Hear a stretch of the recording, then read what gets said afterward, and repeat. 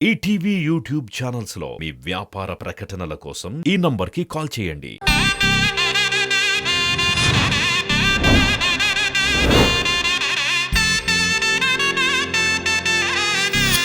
శ్రీవల్లి, అవునా? అయితే నేను మీకు 2000 ఇస్తాను. ఈ ముహూర్తం చాలా దరిద్రమైందని, 1 నెల వరకు మంచి ముహూర్తాలు లేవని చెప్పండి. అలాగే, ఇప్పుడే చెప్తానమ్మా. మీరు మర్చిపోకుండా ఈ ఫోన్ నెంబర్కి 2000 కొట్టండి. అలాగే, పంపిస్తాను.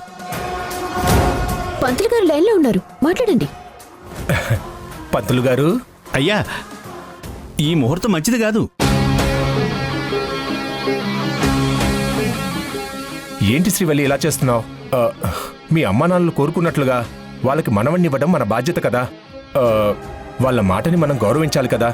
ఏయ్, మా అమ్మ నాన్నల మాటంటే నాకు గౌరవమే, కానీ నీలాంటి రాక్షసుడికి మాత్రం నేను అస్సలు దక్కను. 2 రోజుల్లో నువ్వు ఆస్తి తీసుకొని వెళ్ళిపోతానని మురిసిపోతున్నావు కదా, అది కూడా నేను జరగనివ్వను. ఈ మాట ఇప్పటికీ 133 సార్లు అన్నావు. నువ్వు నన్ను ఆపలేవని నీకు తెలుసు, నాకు తెలుసు. ఎందుకు అనవసరంగా మాటలతో టైం వేస్ట్ చేస్తావు? పువ్వులు వాడిపోకముందే స్వర్గాన్ని చూసొద్దాం. నా మాట విని ఒప్పుకో. పిచ్చి పిచ్చిగా వాగమంటే పళ్ళు రాళ్ళు కొడతాను.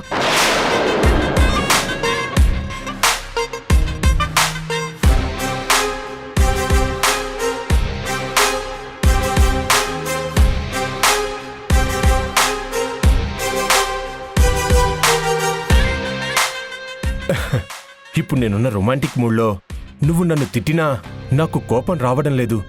శ్రీవల్లి, చిచి, మొన్న విస్కీ బాటిల్తో నన్ను బుక్ చేయాలని చూశావు,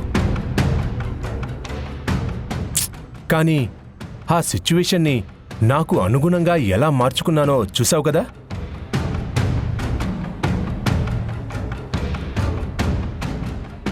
నువ్వు ఎన్ని ప్లాన్లు వేసినా, ఎలాంటి ప్లాన్లు వేసినా అలాగే జరుగుతుంది. ఇప్పుడు శోభనం జరగకుండా నువ్వు ఆపలేవు.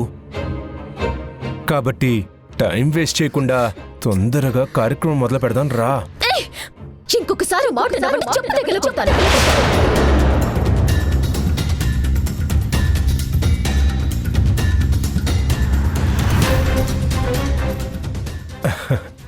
శ్రీవల్లి, ఊరుకుంటున్నాను కదా అని నోటికొచ్చినట్టు మాట్లాడుకో.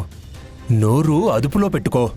నీలాంటి వాడికి సమాధానం చెప్పాల్సింది నోటితో కాదు, చెప్పుతో చెప్పుతో చెప్పుతో. కానీ నేను సంస్కారం ఉన్న మనిషిని కాబట్టి ఆలోచిస్తున్నాను. ఆఫ్టర్ ఆల్ ఆడదానివయ్యుండి మొగుణ్ణి, మగాణ్ణి నాకే వార్నింగ్ ఇస్తున్నావా? నేను నీకు భయపడతాను అనుకుంటున్నావా? ఆడవాళ్ల శక్తి సామర్థ్యాల గురించి తక్కువ అంచనా వేయకు. ఆడ తలుచుకుంటే ఏదైనా చేయగలదు. ఆడది ఏం చేసినా చివరికి దాని స్థానం మాత్రం భర్త కాళ్ళ దగ్గరే అన్న విషయం మర్చిపోకు. ఇప్పుడు నేను తలుచుకుంటే నిన్ను బలవంతంగా అనుభవించగలను. ఇంట్లో ఎవరు కూడా దానికి అభ్యంతరం చెప్పరు. కారణం నీ మెడలో నేను కట్టిన తాళి. భార్య ఎప్పుడు భర్తకి లొంగి ఉండాలన్న సత్యాన్ని నువ్వు తెలుసుకో. భార్య మీద సర్వ హక్కులు భర్తకే ఉంటాయి. నేను చెప్పింది నువ్వు వినాలి. ఈ రోజు నాతో సంసారం చెయ్యాలి. అవునా? రీసెంట్ గా నేను ఈ మధ్య భర్తని అతి దారుణంగా చంపిన భార్య అని పేపర్లో చదివాను. ఎందుకు చంపావని కోర్టులో జడ్జి అడిగితే ఆ వెధవని నేనే స్వయంగా శిక్షించాలి అనుకున్నాను, అందుకే అలా చేశాను అని చెప్పింది. నేను చంపింది భర్తని కాదు, ఒక శాడిస్ట్ ని. వాడిని చంపినందుకు చాలా సంతోషంగా ఉన్నానని స్టేట్మెంట్ కూడా ఇచ్చింది. ఇప్పుడు నాకు అర్థమైంది, ఆవిడ భర్త కూడా నీలాంటి వెధవే అయ్యుంటాడని. అంటే నువ్వు ఆవిడ్ని ఇన్స్పిరేషన్ గా తీసుకుందామని అనుకుంటున్నావా? అవసరం అనిపిస్తే ఖచ్చితంగా తీసుకుంటాను. ఆడవాళ్లు తక్కువని అనుకునే నీలాంటి మగవాళ్ళకి బుద్ధి చెప్పడానికి ఆడది అపరికాలిలా మారుతుంది. నిన్ను అంతం చేస్తుంది.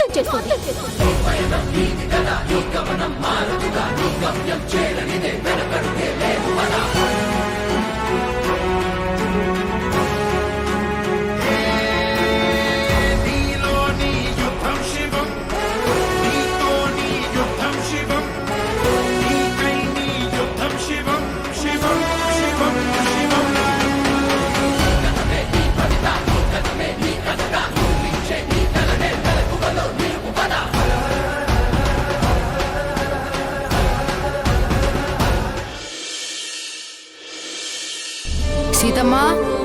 సీతమ్మా ఆ వస్తున్నాను బాబు. నవీ, నువ్వా నాన్నా? నేనే సీతమ్మా. అదేంట్రా అలా పేరు పెట్టి పిలుస్తావేంటి? పేరున్నది పిలవడానికే కదా. నీకంటే పెద్దదాన్ని అలా పేరు పెట్టి పిలుస్తారా? పిలుస్తాను. మా నానమ్మని అలా పిలిచే రైట్స్ నాకున్నాయి. అవునా? అవునులే గాని నువ్వేంటి స్కూల్ దగ్గరికి రావట్లేదు? అయ్యో సారీ నాన్న, పనుల హడావిడిలో పడి రాలేకపోయాను. అంతేలే, నేను అలిగి మాట్లాడినప్పుడైతే నీకే పనులు లేవు, నన్ను చూడ్డానికి రోజూ వచ్చేదానివి. కానీ ఇప్పుడు నీతో మాట్లాడేశాను కదా, నాతో నీకు పనైపోయింది, అంతేనా? అలా అంటావేంట్రా? సారీ చెప్పాను కదా. సారీ చెప్తే క్షమించి వదిలేయాలా? మరేం చేస్తే నన్ను క్షమిస్తావు? నన్ను ఆలోచించుకోనివ్వు.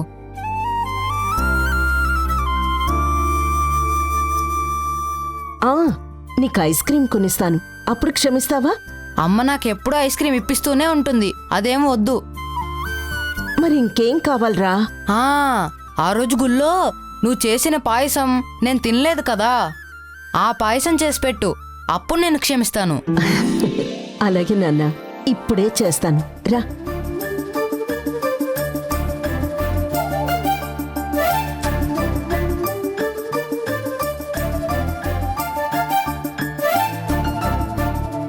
ఇంట్లో ఎవరూ లేరా నానమ్మా? ఎవ్వరూ లేరు నాన్న, నేనొక్కదాన్నే ఉన్నాను. అందరు ఎక్కడికి వెళ్ళారు? పనుల మీద బయటికి వెళ్ళారు. మరి నువ్వెళ్ళేదేంటి?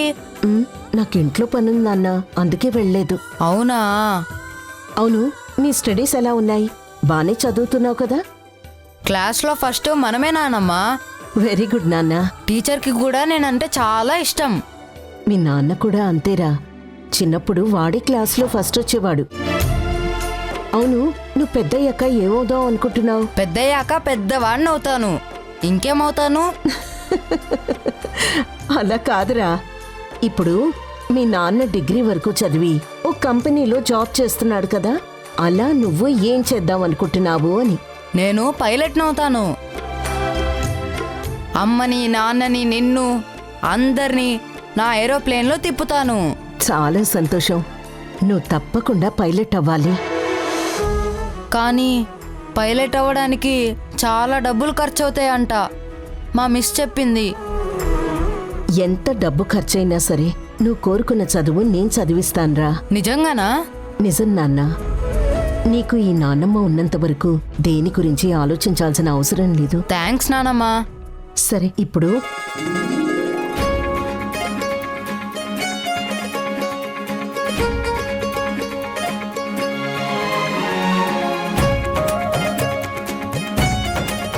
నేను పాయసంలో షుగర్ ఎక్కువ ఉంటేనే తింటాను. ఆ విషయం నాకు తెలుసురా, అందుకే ఎక్కువ వేస్తున్నాను. చాలా చాలు.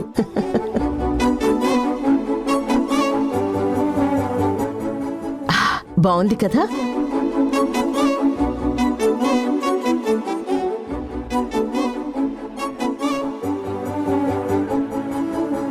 ఇదిగో, మరిప్పుడు పాయసం రెడీ అయిపోయింది.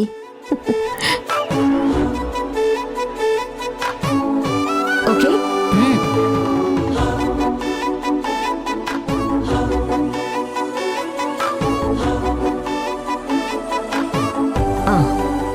ఇదిగో పాయసం రెడీ.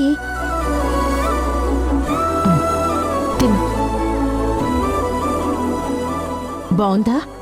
చాలా బాగుంది నానమ్మా. తిను.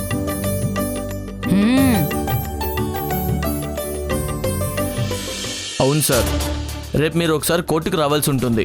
అంటే విట్నెస్గా మీరే ఉన్నారు కదా, ఎక్కువ టైం పట్టదు, వెంటనే అయిపోతుంది.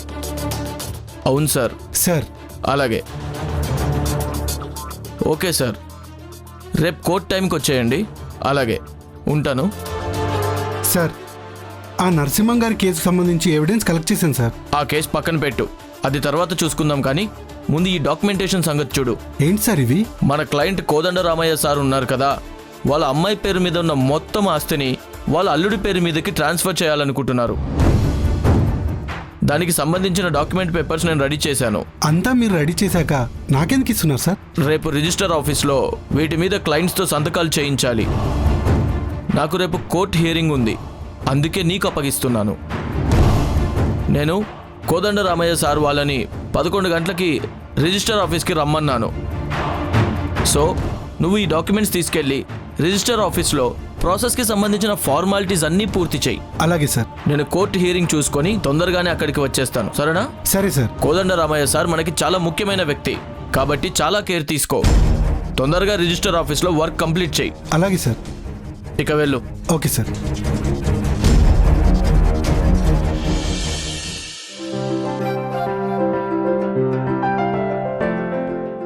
ఎంఎన్ఆర్ ప్రాజెక్ట్కి సంబంధించిన ఫైల్ మీద ఇంకా సైన్ ఎందుకు చేయలేదమ్మా?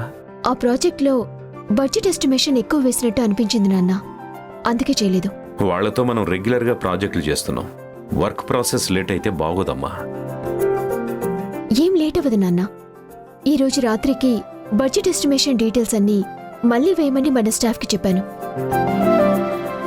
రేపు ఓకే కాగానే వర్క్ మొదలవుతుంది. తీసుకోండి. ఏంటండి, కూతురు ఆఫీస్ నుంచి రాగానే తనకి రెస్ట్ ఇవ్వకుండా మళ్ళీ ఆఫీస్ వర్క్ గురించి ఏదో అడుగుతున్నట్టున్నారు.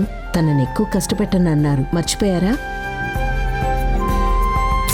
అమ్మా, వర్క్ గురించి మాట్లాడుకుంటున్నాను తప్ప వర్క్ చేయట్లేదు. ఇందులో ఏం కష్టం ఉంది? మీ నాన్న మీద మాట పన్నివ్వవు కదా. సరే, ముందు కాఫీ తాగు.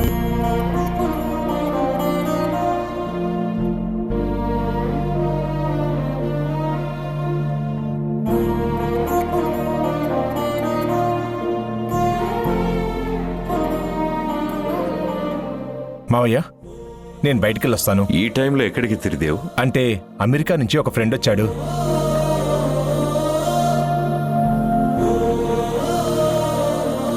రెండు రోజుల నుంచి కలవమని ఒకటే ఫోన్. అందుకే ఒకసారి కలిసి వద్దామని.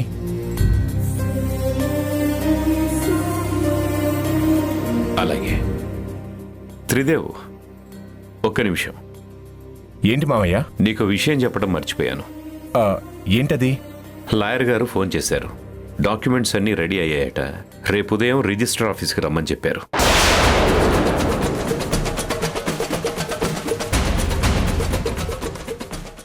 శ్రీవల్లి, నువ్వు కూడా నాతో రావాలి. రేపిద్దరు 11 గంటలకు అక్కడ ఉండాలి. ఇద్దరు సంతకాలు పెట్టాలి కదా. మావయ్య, మళ్ళీ మళ్ళీ ఇలా అంటున్నానని తప్పుగా అనుకోకండి.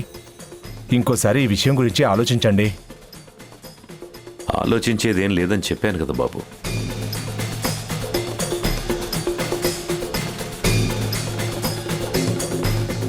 అంటే ఇంట్లో ఎవరికైనా నా పేరు మీద ఆస్తి రాయడం ఇష్టం లేకపోవచ్చు కదా.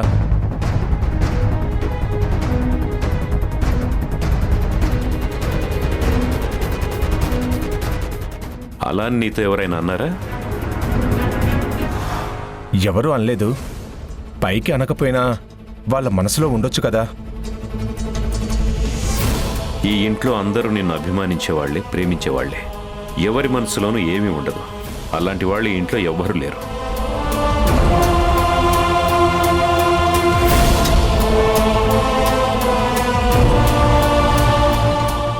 అయినా ఇది మా తాత ముత్తాతలు సంపాదించి పెట్టిన ఆస్తి కాదు.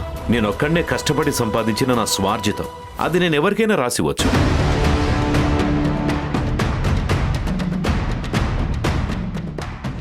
ఇందులో అభ్యంతరం పెట్టడానికి ఎవ్వరికీ ఏ అధికారం లేదు బాబు.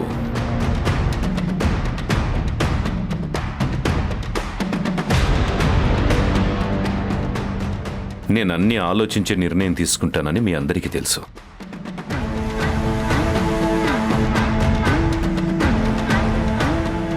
అందరూ నా నిర్ణయాన్ని గౌరవిస్తారు. నేను కూడా మీ మాట కాదనలేకే ఒప్పుకుంటున్నాను. నిజం చెప్పాలంటే నాకు ఈ ఆస్తి మీద ఎప్పుడూ ఎటువంటి ఆశ లేదు. కేవలం శ్రీవల్లి క్షేమం కోసం తీసుకుంటున్నాను.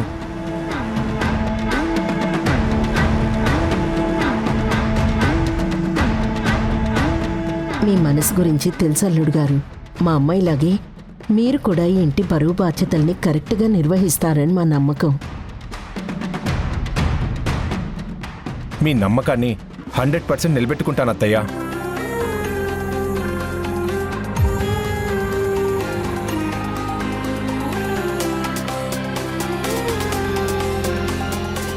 అమ్మా శ్రీవల్లి, రేపు మార్నింగ్ 9 గంటలకి నీకు మీటింగ్ ఉంది కదా, అవును నాన్న. అది ఎప్పుడైపోతుందమ్మా? ఒక హాఫ్ అన్ అవర్లో అయిపోతుంది నాన్న. నేను నిన్ను మీ ఆఫీస్కి వచ్చి పికప్ చేసుకున్నా శ్రీవల్లి. ఇద్దరం కలిసి రిజిస్టర్ ఆఫీస్కి వెళ్ళొచ్చు. ఏమంటావు? వద్దులే త్రిదేవ్, నీకంత శ్రమ ఎందుకు? నేనే వచ్చేస్తాను. నాకు రిజిస్టర్ ఆఫీస్ తెలుసు.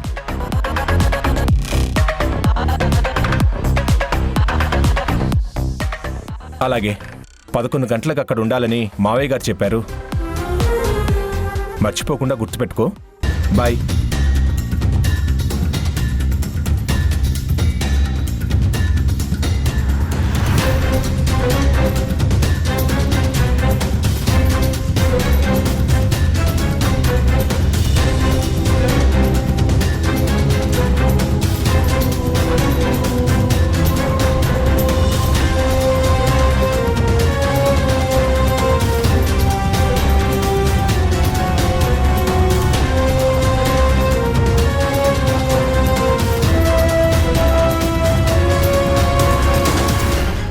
అమ్మ శ్రీవల్లి, రేపు సంతకం పెట్టేస్తే అంతా అయిపోతుంది. అలా జరగనివ్వకూడదు. నేను అదే ఆలోచిస్తున్నాను మామ. ఇక ఆ దేవుడే మనకేదో ఒక దారి చూపించాలి.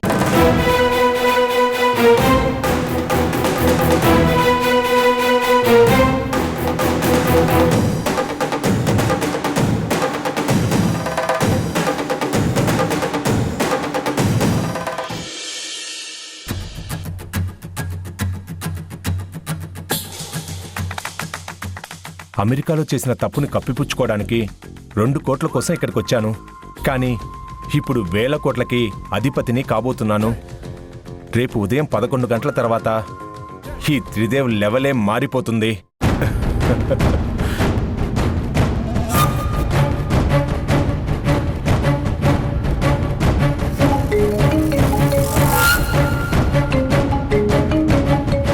ఈ లాయర్ ఫోన్ చేస్తున్నాడేంటి? వీడి అమౌంట్ అప్పుడే క్లియర్ చేశాను కదా. హలో, లాయర్ గారు చెప్పండి. నమస్తే సార్, బాగున్నారా? బాగున్నాను. మీరు చాలా బాగున్నారని, బాగా ఉంటారని నాకు ఇప్పుడే తెలిసింది. ఏంటి పిచ్చి పిచ్చిగా మాట్లాడుతున్నావు? డ్రింక్ చేశావా? లేదు సార్, ఇంకా మొదలు పెట్టలేదు. కాసేపాక స్టార్ట్ చేస్తాను. అసలు ఎందుకు ఫోన్ చేశావో ఆ విషయం చెప్పు. మ్యాటర్ ఏం లేకపోతే ఫోన్ పెట్టేయ్. నేను ఒక డాక్యుమెంటేషన్ రెడీ చేస్తున్నాను సార్. నాకు అందులో కొంచెం డౌట్ ఉండి మీకు ఫోన్ చేశాను. ఎవరిదో డాక్యుమెంటేషన్లో డౌట్ ఉంటే నాకు ఫోన్ చేయటం ఎందుకు? సార్, నేను చెప్పేది పూర్తిగా వినండి. నా డౌట్ మీరు మాత్రమే క్లియర్ చేయగలరు. నేను డాక్టర్ని. డాక్యుమెంటేషన్లో డౌట్స్ నాకెలా తెలుస్తాయి? నేను చదువుతాను, మీరు వినండి. ఆ తర్వాత నా డౌట్ చెప్తాను. సరే చెప్పు. కోదండరామయ్య గారి కూతురైన శ్రీవల్లి పేరు మీద ఉన్న మొత్తం ఆస్తిని ఆయన అల్లుడు గారైనటువంటి త్రిదేవ్ పేరు మీదికి మార్చుటకు అగ్రిమెంట్ చేస్తున్నాం. నేను కొంచెమే చదివాను. ఇప్పుడు నా డౌట్ ఏంటో మీకు అర్థమై ఉంటుందనుకుంటాను. అందులో డౌట్ ఏముంది? నేను ఆల్రెడీ మీకు ప్రిపేర్ చేసి ఇచ్చిన డాక్యుమెంట్స్ని మళ్ళీ ఎందుకు ప్రిపేర్ చేస్తున్నారు? దాంట్లో ఏదో చిన్న ప్రాబ్లం, అందుకే. సార్, నేను మొత్తం విషయం తెలుసుకున్నాకే మీకు ఫోన్ చేస్తున్నాను. ఏం తెలుసుకున్నావు? శ్రీవల్లి కిడ్నాప్ అవ్వడం, అదే రోజున మీరు నా చేత డాక్యుమెంట్ రెడీ చేయించడం. మొత్తానికి మీరు కొన్ని 1000 కోట్ల ఆస్తికి అధిపతి అవుతున్నారు. కానీ నేను గనక కోదండరామయ్య గారిని కలిసి ఈ విషయం చెప్తే కోటి కాదు కదా, కూటికి కూడా గది లేకుండా అయిపోతావు.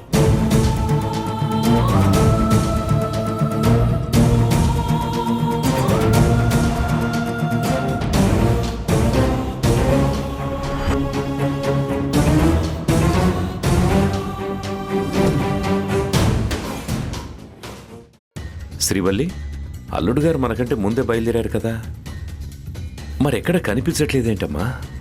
ఒకసారి ఫోన్ చేయమ్మా. స్విచ్ ఆఫ్ వస్తుంది నాన్న. ఆర్తి ఫోన్ చేస్తుందేంటమ్మా? ఏంటి, అల్లుడు గారి మీద అటాక్ జరిగిందా?